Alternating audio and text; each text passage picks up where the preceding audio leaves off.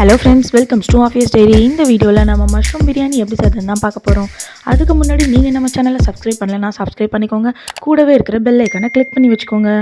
அப்போ தான் நான் எப்போல்லாம் வீடியோஸ் போகிறோம் உங்களுக்கு தவிர நோட்டிஃபிகேஷன் வரும். இன்றைக்கி நம்ம 1/2 kg தான் மஷ்ரூம் பிரியாணி செய்ய போகிறோம்.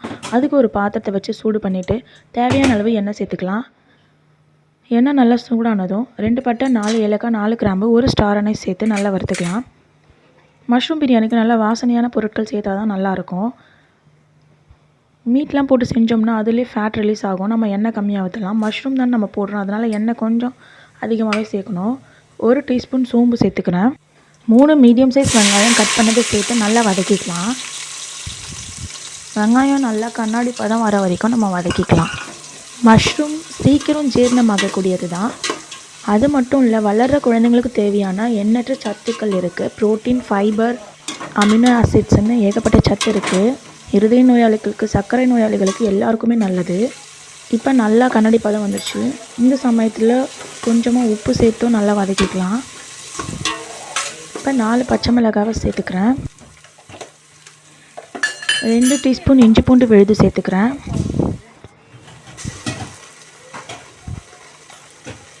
நல்லா மிக்ஸ் பண்ணி விட்டுக்கலாம்.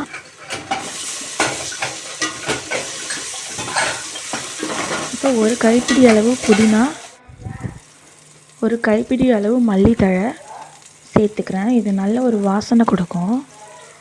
இதையும் சேர்த்து நல்லா மிக்ஸ் பண்ணிக்கலாம். இப்போ 2 பெரிய சைஸ் தக்காளி கட் பண்ணி வச்சுருந்தேன், அதையும் சேர்த்து நல்லா வதக்கிக்கலாம். வீடியோவை ஸ்கிப் பண்ணாமல் அப் டு எண்ட் வரைக்கும் பாருங்கள். அப்போ தான் நான் சொல்கிற டிப்ஸ் உங்களுக்கு யூஸ்ஃபுல்லாக இருக்கும். தக்காளி நல்லா மசிஞ்சு வந்துடுச்சு பாருங்கள். நல்லா எண்ணெய் பிரிஞ்சு வந்துடுச்சு. இப்போ நம்ம மசாலா சேர்த்துக்கலாம். 1 டீஸ்பூன் மிளகாய்த்தூள், 1/2 டீஸ்பூன் மஞ்சள் தூள், 2 டீஸ்பூன் தனி கொத்தமல்லி தூள், 2 டீஸ்பூன் கரம் மசாலா தூள். இது எல்லாத்தையும் சேர்த்து நம்ம நல்லா மிக்ஸ் பண்ணிக்கலாம்.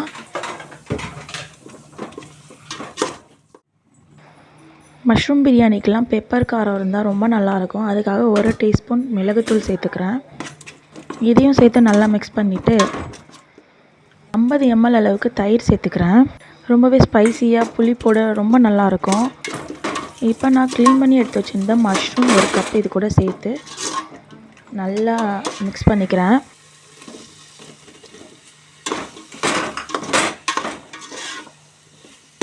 மஷ்ரூமில் மசாலா சேர்கிற மாதிரி மிக்ஸ் பண்ணி விட்டுக்கலாம்.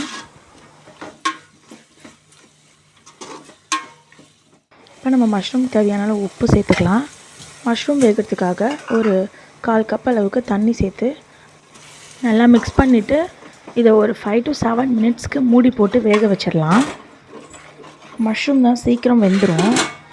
மீடியம் ஃப்ளேமில் வச்சு நம்ம வேக வச்சு எடுத்துக்கலாம். 7 மினிட்ஸ் ஆகிடுச்சு. இப்போ நம்ம ஓப்பன் பண்ணிவிட்டு நல்லா மிக்ஸ் பண்ணிவிட்டு நம்ம பேலன்ஸ் இருக்க தண்ணியை சேர்த்துடலாம். இன்றைக்கி நான் 1/2 kg அளவுக்கு ரைஸ் எடுத்துருக்கேன். அதை நல்லா கழுவிட்டு ஊற வச்சுருந்தேன் ஒரு 1/2 hour. இந்த கப்பால் 2 கப் வந்துச்சு 1/2 kg. 1 கப்புக்கு 2ன்ட்டு நம்ம 4 கப் தண்ணி சேர்க்கணும். மஷ்ரூம் வேகிறதுக்காக ஒரு 1/4 கப் முன்னாடியே சேர்த்ததுனால இப்போ ஒரு 3/4 கப்பு சேர்த்துக்கலாம். அதுக்கு தேவையான அளவு உப்பு சேர்த்து ஒரு தடவை லைட்டாக மிக்ஸ் பண்ணிவிட்டு இப்போ நம்ம ஒரு பிளேட் போட்டு மூடி ஹை ஃப்ளேமில் வச்சுட்டு நல்லா தண்ணி கொதிக்க வச்சுக்கலாம். தண்ணி நல்லா கொதி வந்ததும் தான் அரிசி போடணும். இப்போ நல்லா கொதி வந்துருச்சு. இந்த சமயத்தில் நம்ம வாஷ் பண்ணி எடுத்து வச்சுருக்க அரிசியை சேர்த்துடலாம். இன்றைக்கி நான் எடுத்துருக்கிறது ஜீரக சம்பா ரைஸ் தான்.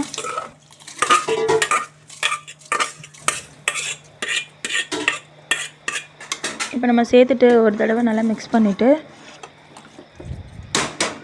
மூடி போட்டு வச்சிடலாம். அரிசி போட்டதும் நல்லா கொதி வந்ததும் இப்போ அரிசியும் தண்ணியும் சேம் லெவலில் ஆயிடுச்சு. இந்த சமயத்தில் நம்ம தம் போட்டுடலாம்.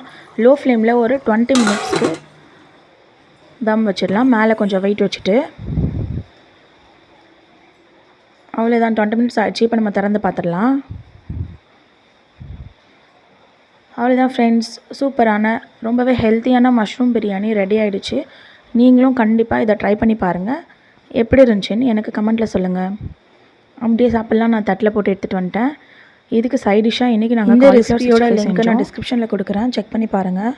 இந்த வீடியோ உங்களுக்கு பிடிச்சிருந்துச்சுன்னா லைக் பண்ணுங்கள், ஷேர் பண்ணுங்கள். மறக்காமல் ஆஃபீஸ் டைரியை சப்ஸ்கிரைப் பண்ணிக்கோங்க. தேங்க்ஸ் ஃபார் வாட்சிங்.